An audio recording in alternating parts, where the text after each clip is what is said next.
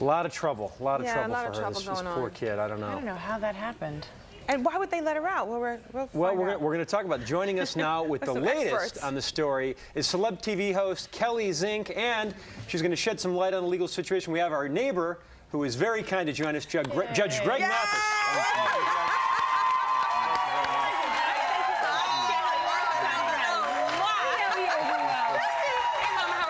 Good. Well, what happened? It has been a drama-filled couple of hours for Brittney Spears. When she was released from the hospital, in true Brittney fashion, she was all over the place in Los Angeles. First, she went to her house. Then she went to the Beverly Hills Hotel where she met up with her boyfriend. She does. Yeah. Adnan Galib met her there.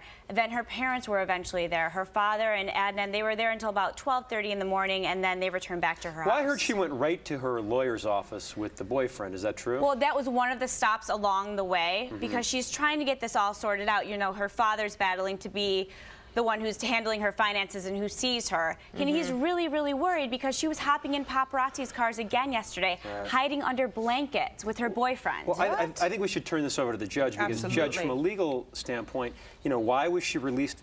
Let's back up even before that. How was she even committed in the hospital in the first place? How did that happen? Yeah, well, first of all, she was voluntarily committed by her parents. Obviously, she didn't resist. And once committed, and there was a psychiatrist, I believe, personal psychiatrist for the family. Once committed, the judge gave conservatorship over to the father. I think we know that. The real travesty here, which is bordering on tragedy, is that the hospital released her against the will of the conservator and against the will of her personal psychiatrist. They know better, in my opinion, based on her previous actions, whether the current action, but her psychiatrist would know whether the current observation would suggest that she is perhaps in jeopardy of harming herself or others. And that is the standard in which the hospital must consider.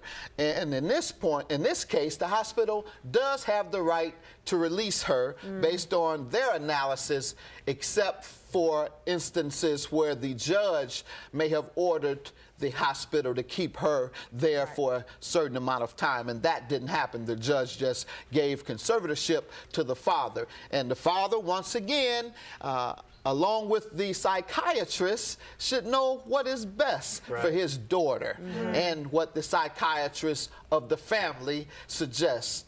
So it's a real travesty bordering on tragedy, as I say. Could she be readmitted against her will at this point, or is she free and clear? No, she certainly can be admitted against her will. Anyone can. I don't know if that is necessary. She may voluntarily, once again, subject herself to admittance or commitment.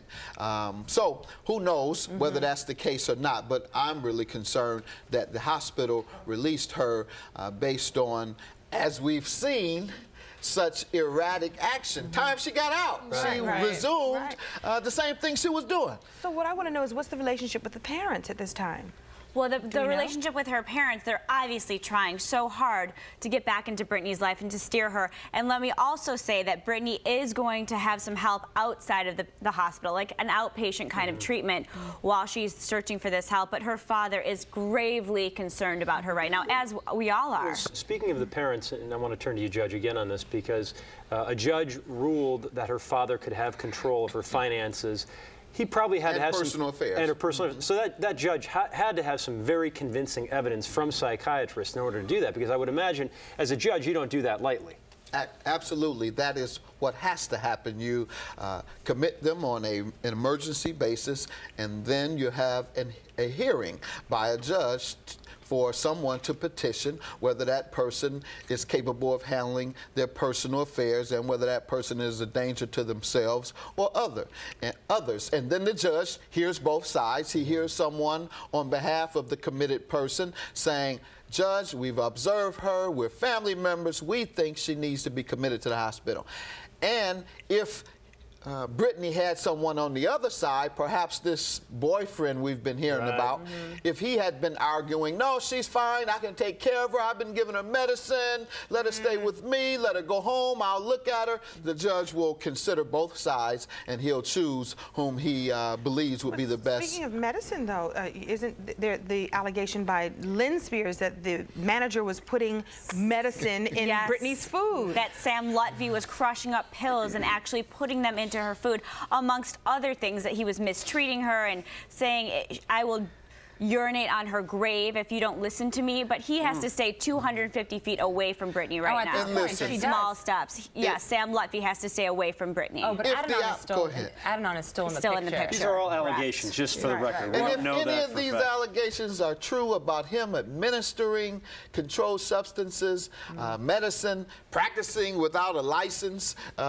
practicing medicine without a license, which could lead to danger to her, I would not only put him in jail, I'd put him under the jail. I hear you. Really. Whenever you have that much money involved, it really gets sticky. I mean, you don't know whose intentions are real and whose are not real. It's just so messy. What can be done to now just even it all out? I have to thank you two for joining us, and I have a feeling this is going to go on for a few more weeks, months, who knows, and we'll have you back. Thanks so much.